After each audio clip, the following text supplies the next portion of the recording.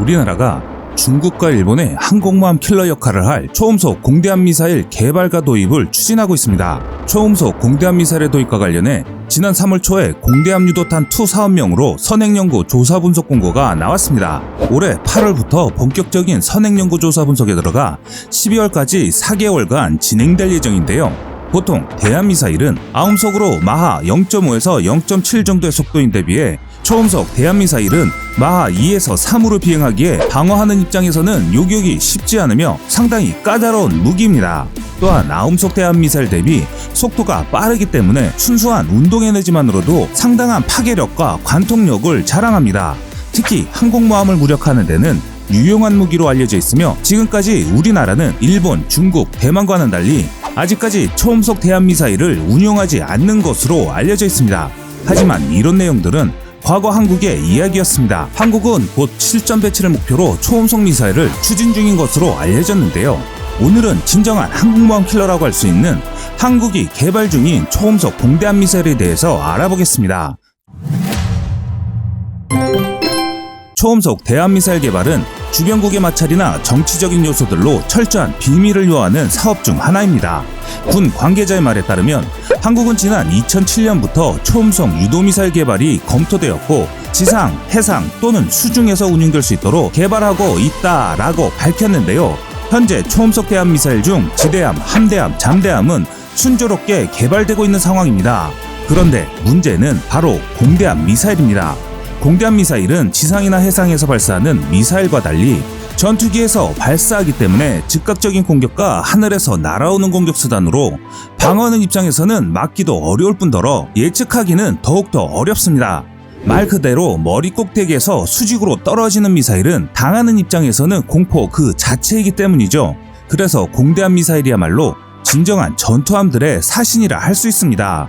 우리나라의 주요 무기 수입국인 미국이나 유럽은 초음속 공대함 미사일이 없는 실정입니다. 미국의 하푼이 공대함 미사일이긴 하지만 태생이 순항 미사일로 초음속의 속도를 내지는 못합니다. 그래서 한국은 현재 개발 진행 중인 초음속 대함 미사일을 공대함으로 개량하는 사업을 추진하고 있는데요. 현재 한국이 개발하는 초음속 공대함 미사일은 한국이 개발하는 전투기에서 장착 운영될 예정입니다. 현 공군이 운용 중인 F-35A, F-15K, KF-16 전투기 경우 미국산으로 국내 개발된 무장을 통합할 경우 미 정부와 전투기 제작업체의 허락을 받아야 하며 시험 평가에 막대한 예산이 들어갑니다. 또한 미국 정부가 이를 승인해 줄지도 의문인 상황입니다. 한국이 개발한 KGB 같은 활공유도 폭탄도 미국의 승인이 없어서 조종사들이 블루투스 조종기로 미사일을 발사하는 황당한 사건이 발생할 수 있기 때문입니다. 그래서 한국은 향후의 사업기간 등을 고려할 때 한국청 전투기인 KF-X에 장착할 수 있도록 개발을 추진 중입니다. 특히 KF-X의 경우에는 국내 기술로 개발돼 진행하기 때문에 국산 무기 장착에 있어 어떠한 제약도 없다는 것이 가장 큰 장점입니다. 그럼 한국이 개발하는 공대함 미사일은 어떤 성능을 갖고 있는지 궁금하지 않을 수가 없는데요.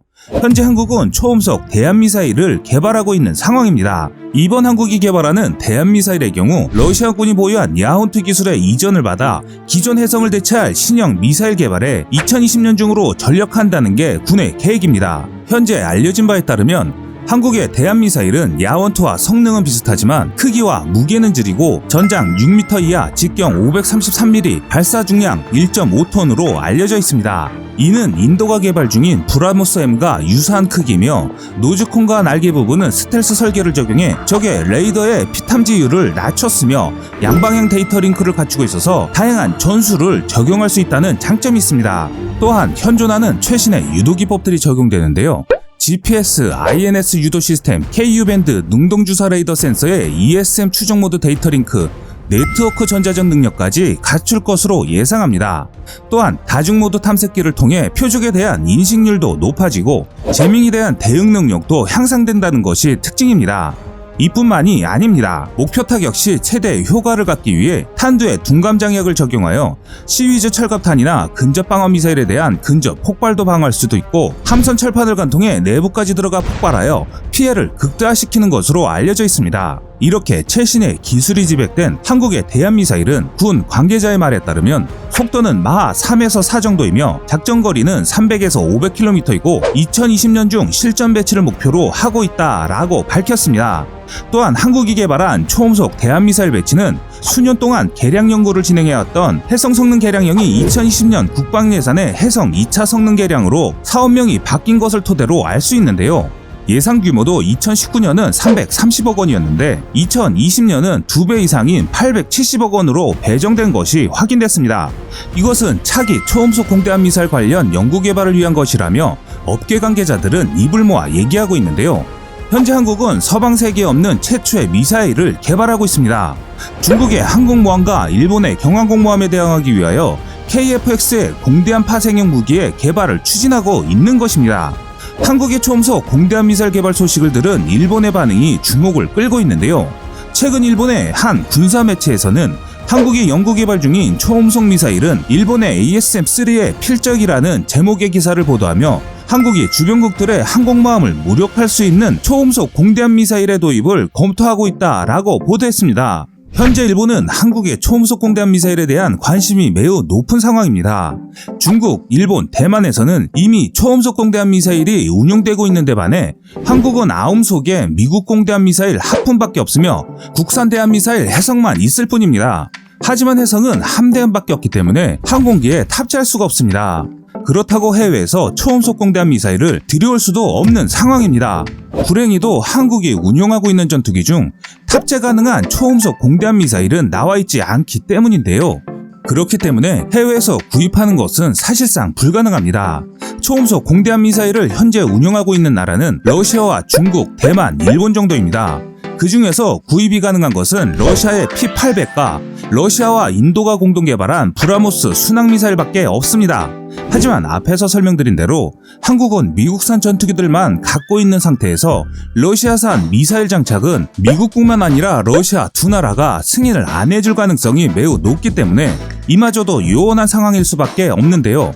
반면 동북아 주변 정세가 매우 시끄럽게 돌아가는 상황에서 한국은 다른 나라의 무기체계만 마냥 기다릴 수가 없게 된 것입니다.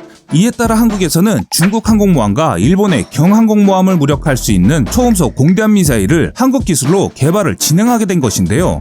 한국의 언론도 초음속 공대함 미사일에 대해 국내 개발이 진행되고 있다고 군 관계자에 대해 말을 인용한 형태로 과거 몇 번이나 언론에 보도되었습니다. 보도 내용들의 공통된 사항은 이러했는데요.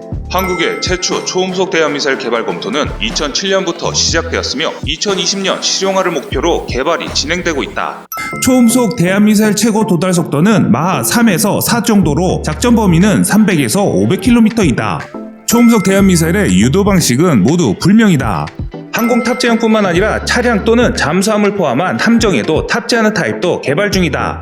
라는 정도의 내용으로 한국의 초음속 대함미사일 개발 소식을 전해들을 수 있었습니다. 한국의 초음속 공대함 미사일이 앞에서 언급해드린 성능으로 개발된다면 현재 일본이 개발 중인 초음속 공대함 미사일 ASM-3 사거리 연장형이 대략 400km 정도이기 때문에 일본의 대함 미사일에 필적할 수 있습니다.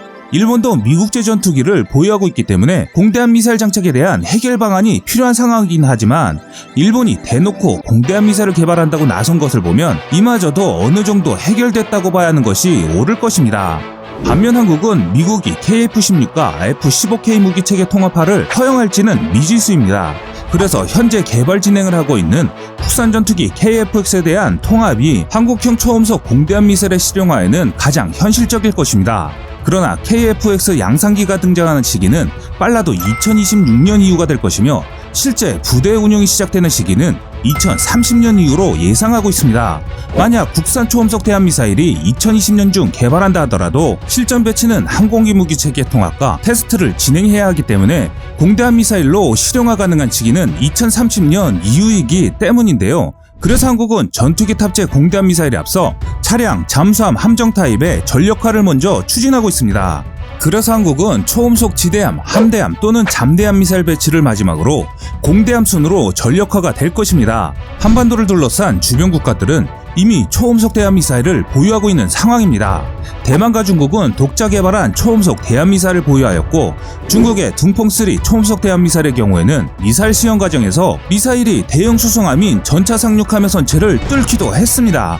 중국의 경우 지상과 해상 그리고 수중과 공중에서 발생할 수 있는 다양한 종류의 초음속 대한미사일을 개발해 박차를 가하고 있습니다. 중국은 작년 세계 최초로 극초음속 탄도미사일 둥펑 17을 실전 배치했다고 관영 매체가 발표했습니다. 또한 일본은 초음속 공대함미사일 ASM-3를 개발하고 있는 상황입니다. 일본은 한국이 개발하는 초음속 공대함미사일이 자국산의 성능을 넘어설까봐 신경을 곤두세우고 있는데요. 향후 일본의 공대함 미사일이 개발 완료된다면 한국에게는 치명적인 무기 체계로 자리 잡을 것은 당연한 일입니다. 현재 일본은 ASM-3 초음속 공대함 미사일은 2018년 1월 일본 현지에서 개발이 완료되었다는 보도가 나왔지만 아직까지 양산에는 들어가지 않고 있는 상황입니다. 이는 한국의 공대함 미사일 소식에 자신들의 미사일에 대한 사거리 연장을 위해 개량 작업을 추진하고 있기 때문입니다. 또한 일본의 이런 행보는 중국과 한국의 항공모함을 다분히 의식한 것으로 보입니다. 한국은 이런 급박한 국제정사와는 다른 문제도 해결해야 합니다. 한국이 초음속 공대함 미사일을 성공적으로 완성한다 하더라도 한국이 개발한 초음속 공대함 미사일을 다른 나라에 바로 수출하기 어렵기 때문입니다. 한국의 공대함 미사일 구입을 하는 국가의 전투기나 함선들의 무기체계 시스템이 통합되어야 하기 때문인데요. 그래서 한국은 초음속 공대함 미사일이라는 거대한 사업을 성공시켜도 이런 문제를 해결해야 하는 숙제가 남은 상태입니다. 앞으로 남은 시간 동안 한국이 처한 숙제를 잘 풀어나가길 기대하겠습니다. 지금까지 세상의 모든 군사무기를 얘기하는 꺼리투브였습니다. 시청해주셔서 감사합니다. 구독과 좋아요, 알람 설정은 좋은 영상을 만드는데 많은 힘이 됩니다.